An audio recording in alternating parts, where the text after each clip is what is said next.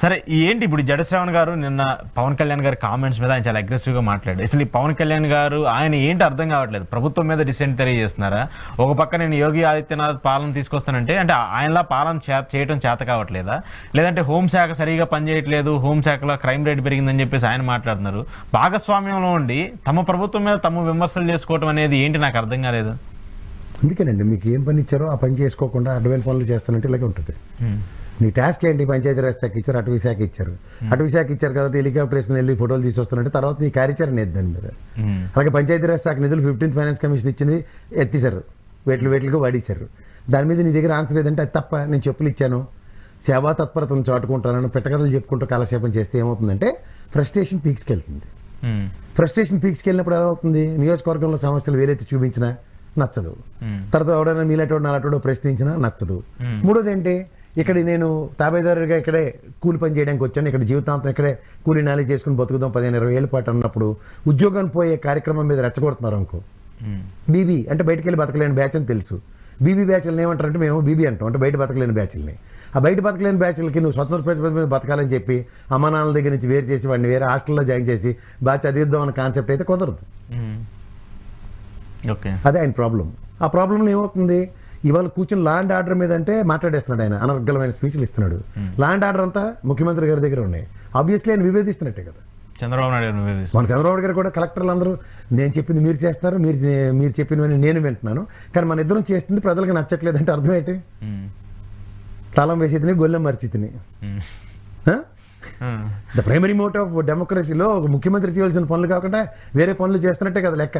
ప్రజారంజక పాలన గురించి మాట్లాడాం, ప్రజలకు నచ్చని పాలన 2 ఏళ్ళు బట్టి చేస్తున్నాం. ఇవాళ వాళ్ళకి ఆయలే కితాబ్ ఇచ్చుకుని కాంట్రాక్ట్ సర్టిఫికెట్లు ఇస్తే ఇంకేం చెప్పాలి ఆ ప్రభుత్వం గురించి? ఒక పక్క ముఖ్యమంత్రిగా మంత్రులందరికీ ర్యాంకులు ఇచ్చాడు. 124 మంది గెలిచిన వాళ్ళకి క్లాసులు పీకి పర్ఫార్మెన్స్ బాగోలేదని ఆయనే చెప్తున్నారు. అడ్మినిస్ట్రేషన్ పరంగా కలెక్టర్ కానికలేలో ఆయన తప్పు ఆయన ఒప్పుకుంటూ కలెక్టర్లు తప్పు ఒప్పించి ఓవరాల్గా ప్రజలకు నచ్చట్లేదు అని చెప్పిన తర్వాత ఇంకెందుకు డెమోక్రసీ? 124 కలిసి 175 గెలమని నెక్స్ట్ టైం ఎవరికో ఉపయోగం? ఎంతమంది గెలిచినా పరిపాలన బాగాలేనప్పుడు ఇంకెన్ని ఉంటాయి ప్రాజెక్ట్? అది వాళ్ళే చెప్తున్నప్పుడు నేను చెప్తే పోనీ నచ్చదు, లేదు మీరు చెప్తే నచ్చదు, మీ కెమెరామెన్ చెప్పి రెడ్డిని చెప్తే నచ్చదు. కానీ ఓవరాల్గా ఎక్కడో దగ్గర చెప్పాలి కదా. ఎవడో చెప్పాలంటే ఆయనే చెప్పాడు. ఓ పక్క చంద్రబాబు నాయుడు చెప్తున్నాడు, ఓ పక్క పవన్ కళ్యాణ్ చెప్తున్నాడు. అంటే ముఖ్యమంత్రినే తిరిగి ప్రశ్నించేస్తున్నాడు ఆయన. అంటే ఆయన నాకు అర్థం కానీ ఏంటంటే నాకు తెలిసి అక్కడ ఆలీకి ఏదైనా పోస్ట్ ఇచ్చి వీళ్ళిద్దరి మధ్యలో పెడితే పెస్తారు అని ఒక ఎక్స్ప్రెషన్ ఇస్తారు చూడండి, అప్పుడు అర్థం అవుతుంది. కాదు సార్, ఇప్పుడు నేను గవర్నమెంట్లో ఉన్నాను, అవసరమైతే నేను ప్రశ్నిస్తాను, ప్రతిదానికి జనసేన తలూపుదని ఒక పక్క మాట్లాడతారు. ఇంకో పక్క ఏమో 15 ఏళ్ళు పొత్తు కంటిన్యూ వద్దని చెప్పేసి మాట్లాడతారు. ఈ డబుల్ స్టాండర్డ్ పాలిటిక్స్ ఏంటనేది ఒక అర్థం కాదు. ఈవెన్ జన సైనికులకు అర్థం కావట్లేదు వాట్ టు డూ అనేది. వాళ్ళకి ముందు ఇంకోటి అర్థమైతే వాళ్ళకి ఒకటి అర్థం అవుతుంది. మీకు అర్థమవుతుందో లేదో, ఫస్ట్ థింగ్ అడ్మినిస్ట్రేషన్లో ఉన్నప్పుడు యోగి ఆదిత్యనాథ్ ఇప్పుడు లోకేష్ రెడ్ బుక్ 3 పేజీలే ఇంకా 97 పేజీలు ఉన్నాయి, 100 పేజీలు పుస్తకంలో అంటుండే. అలాగే నువ్వు ఇంకో పుస్తకం పెట్టుకుని అయితే ఇంకోటి ఏదో పెట్టుకుని ఆయన కూడా చెప్పొచ్చు కదా. యోగి ఆదిత్యనాథ్ దగ్గర నేను 2 బుల్డోజర్లు తెచ్చాను, మొన్న అది జీజీ నగర్ నిరగొట్టం కదా జేజీ నగర్ని, అలాగే బుల్డోజర్ వేసి కొట్టే ముందు హైడ్రా పవన్ అని పేరు పెట్టండి, హైడ్రా పవన్ అని ముందు కొలచడం మొదలెట్టండి.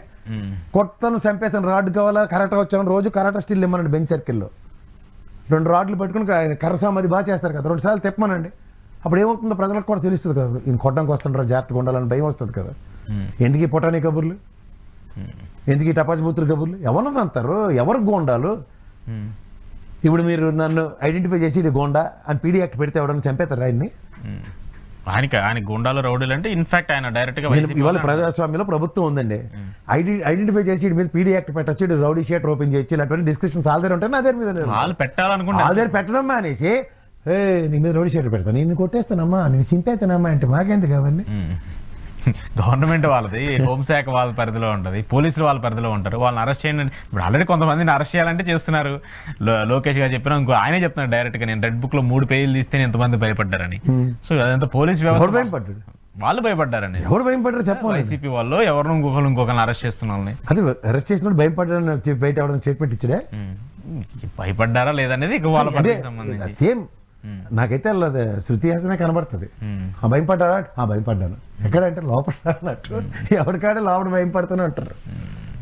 బట్ నిన్న జగన్మోహన్ రెడ్డి బర్త్డే సెలబ్రేషన్స్ కొంత అగ్రెసివ్గా జరిగినట్టు నాకు అనిపించింది. ఆయన కొంచెం ఫ్యాన్స్ కావచ్చు, ఎక్కువ అభిమానులు అందరూ బాగా కదిలొచ్చారు. అంటే ఆఫ్టర్ డిఫీట్ ఇది ఒక హైలైట్గా వైసీపీకి నిలిచింది అనేది ఒక అనిపించే సిచ్యువేషన్. ఏం చెప్తారు? ఒకటి మాత్రం చెప్పగలను, మొదటి బర్త్డే అంటే ఓటమి తర్వాత వచ్చిన బర్త్డే, అది సెలబ్రేట్ చేయలే. రెండోది సెలబ్రేట్ చేశారు. ఏ పొలిటికల్ లీడర్కి ఏ సినిమా యాక్టర్కి జరగని బర్త్డే ఆయనకి జరిగింది. కుళ్ళు కాదు సార్. ఇప్పుడు అంటే అభిమానం వేరు, దాన్ని చాటుకునే విధానం. ఒక్క మాట చెప్తాను, అంత అగ్రెసివ్ మీకు అనిపించింది కదా. జగన్మోహన్ రెడ్డి గారు ఎక్కడైనా ఒక అగ్రెసివ్ నోట్లో ఎక్కడైనా మాట్లాడడం జరుగుతుందా? వీళ్ళు చచ్చిపోతున్నారు, రప్ప అనేసాడు అని ఆయన అనలే కదా. తెలుగుదేశం వాడు ఫ్లెక్సీ పెట్టాడు, దాన్ని వీళ్ళు పీక్కుని చచ్చిపోతున్నారు. ఆయన అన్నాడా? ఆయనే మాట్లాడలేదు. ఇప్పుడు దానికి అంతమంది రోడ్ల మీదకి వచ్చారు, అంతమంది జనప్రపంచం చూస్తున్నావు, లేకపోతే ఇలా పొట్టేళ్ళు నరికారు, లేకపోతే మేకలు నరికి ఆ రక్తాన్ని ఆయన బొమ్మ మీద వేశారు, పాల ప్యాకెట్లు పిండారు, ఇవన్నీ బాగానే ఉన్నాయి కదా. బాగున్నాయి రెండు మాట్లాడదాం. బాగోలేవు అన్న దగ్గర ఎవడైనా సరే గంగమ్మ జాతరలో వచ్చి దాంట్లో ఇంకా మరి సినిమా డైలాగ్ అనుకుందాం, పొట్టేళ్ళు ఇవి ఉండవరా, నెక్స్ట్ మనుషుల్ని వేసేస్తున్నాడు అని అన్నాడా? అనడం లేదా? లేదు. కానీ ఇంటర్ప్రిటేషన్స్ అంటే ఇప్పుడు మీరు ప్రభుత్వం ఉంది, గంగమ్మ జాతరని వాళ్ళ నుంచి నిషేధిస్తున్నాం, జంతు బలు లేవని చెప్పి పోలీస్ పికెట్ అట్టండి. దీని మీద ప్రభావితం అవ్వాలి కదా మీరు. అదొక ఆచారం, అదొక పద్ధతి. దానికి ఎప్పుడు ఎన్నో జంతు బలు లేవని ఎక్కడైనా చెప్పమని అడిపోయి నిషేధించాం. రాష్ట్రంలో జంతు బలు ఉండవు. మన గుజరాత్ తరహాలో ఇక్కడ మేక మాంసాలు పొట్టేల మాంసాలు దొరకవు, కోళ్ళు కూడా తినకూడదని గజెట్ ఇమ్మనండి.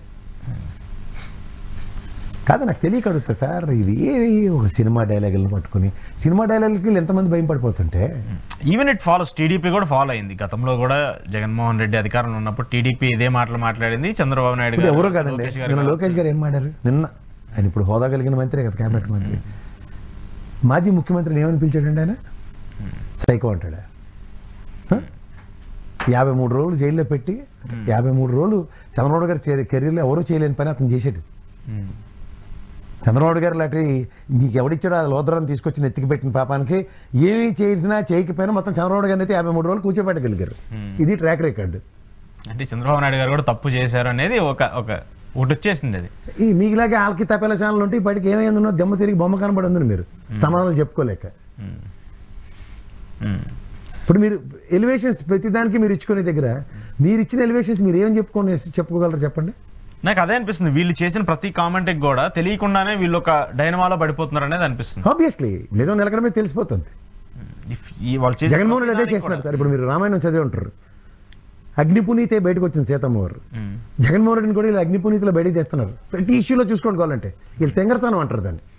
చిన్నపిల్లల రాజకీయాలు ఎలాగే ఉంటాయి. మీరు ఏదైనా తీసుకోండి, మీరు మొదటి నుంచి చెప్తున్నారు, రంగులు కానీ నుంచి మొదలెట్టారు పెట్టకథలు. కోడి పెట్టల అసెంబ్లీ వేదికగానే దొరికారు. కోడిని బొట్ట మోస్తారు చూడండి, అలా పవన్ కళ్యాణ్ బొట్ట మోసారు ఆ రోజు. అక్కడి నుంచి అబ్బా ఓరు నేను కొట్టేతను రే తప్ప ఇంకోటి మాట్లాడి మా పవన్ కళ్యాణ్. ఏంది ఇదేనా కాటా కుస్తీ పోటీలే? WWF అనుకోండి రేట్ సార్.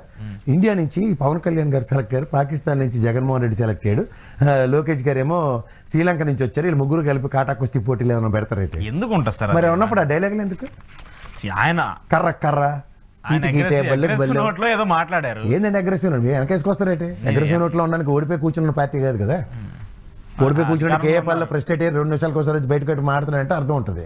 గెలిచి కూర్చోబెట్టిన తర్వాత కూడా ఏడు చేయలేదు తెలియక ఎంతసేపు జగన్మోహన్ రెడ్డిని పొడి చేస్తాను, జగన్మోహన్ రెడ్డి అంతు చూసేస్తాను, నేను తలుచుకుంటే భూస్థాపితం చేసాం. ఏడు భూస్థాపితం చేసావు? 11 స్థానాలతో ఆయన గెలిచే ఉన్నాడు. 11 స్థానాలకి అసెంబ్లీ రాకపోతే ఎంత గడగలాడి వస్తున్నారు.